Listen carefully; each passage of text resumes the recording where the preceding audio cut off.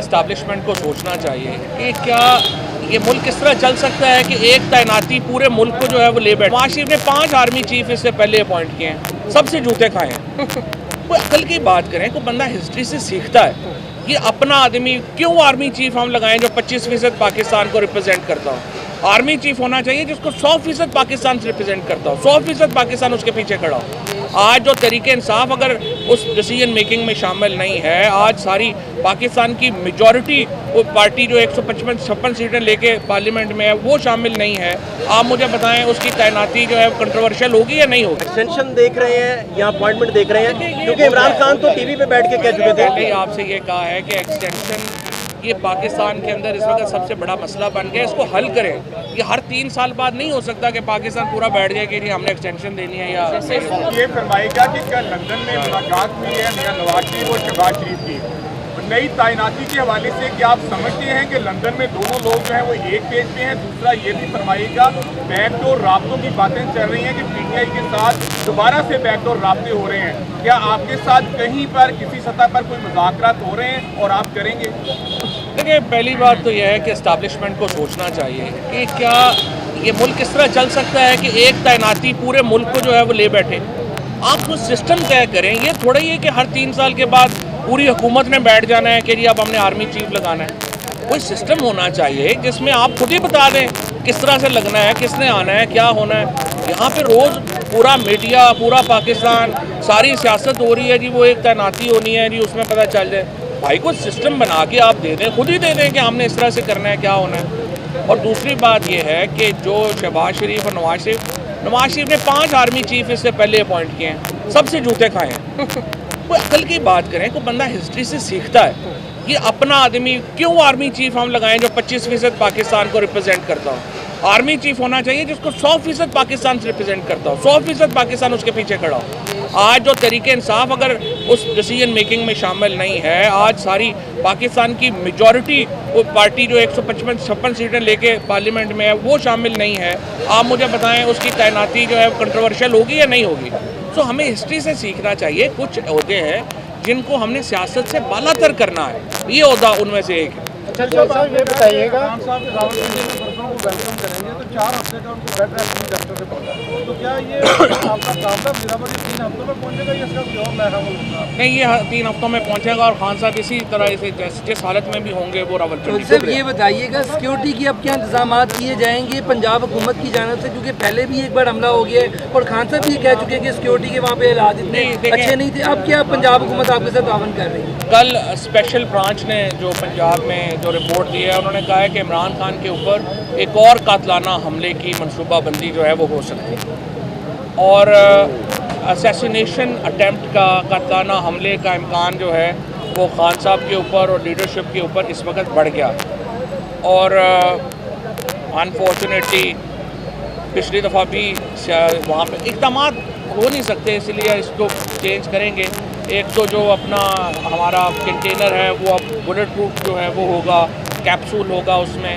उसके बाद भी हमने कोशिश की है खान साहब को इस बात पे कन्विंस करने की कि वो जलसों से ख़ताब करें, वो रैली ना लीड करें क्योंकि उसमें मुश्किल हो जाता है उसमें। तो हमारी पूरी कोशिश है इमरान खान को कि वो एहतियात करें। अब खान साहब का तवक्कल है अल्लाह पे, वो इतना ज़्यादा ज़िंदगी मौत को वो समझते हैं कि जान लिखी है भैया, तो लेकिन अपनी एहतियात जो है वो करनी ज़रूरी है।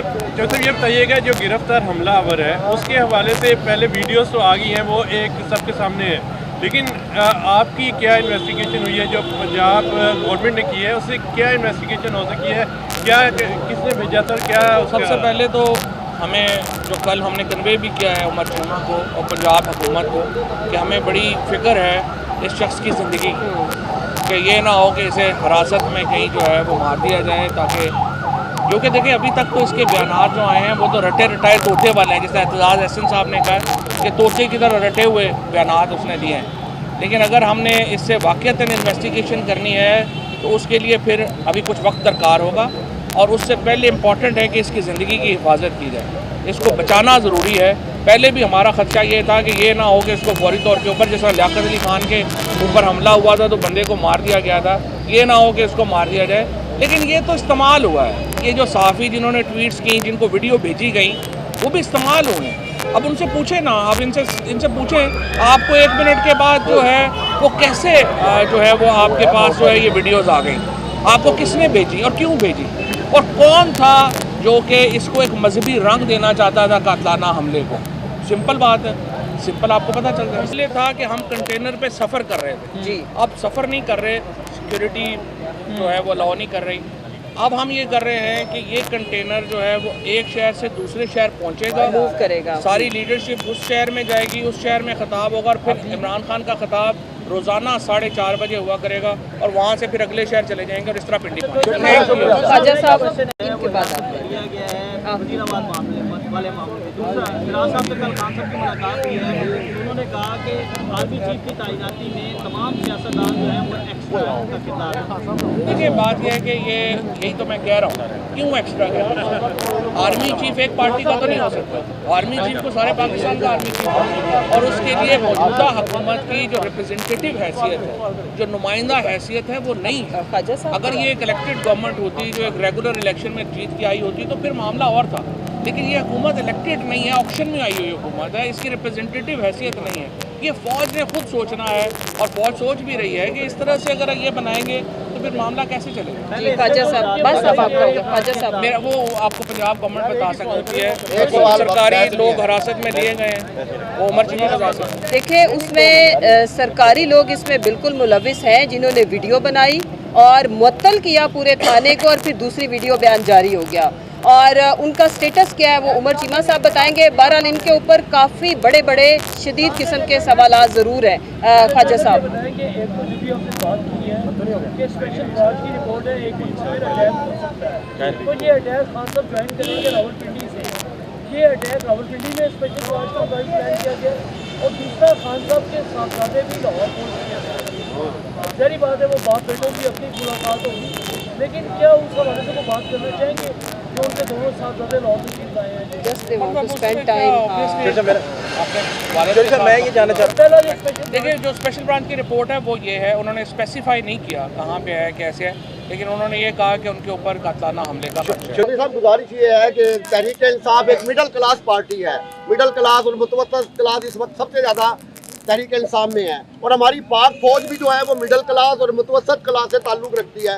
ये कौन लोग हैं जो मिडिल क्लास को आपस में लड़ाना चाह रहे हैं और नफरतें पैदा करने की कोशिशें कर रहे हैं? देखें बात ये है, ये लोग जो है ना ये है जिन्होंने कभी कोई पहले जिनको सियासी तजुर्बा कोई नहीं रहा।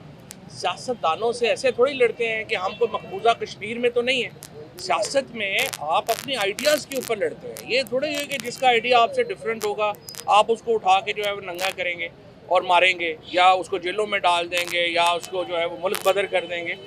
आइडियाज़ की लड़ाई होती है, आप अपने सुपीरियर आइडियाज़ लेके आते हैं। ये थोड़ा ही होता है कि तो ये वो लोगों का एक ग्रुप है, ग्रोह है इस्टेब्लिशमेंट के अंदर जो सियासत को जंग की तरह ले रहा है कि ये पता नहीं वो कुछ जंग लड़ रहे हैं दुश्मन मुल्कों से, जिसकी वजह से ये मसला हो रहा है।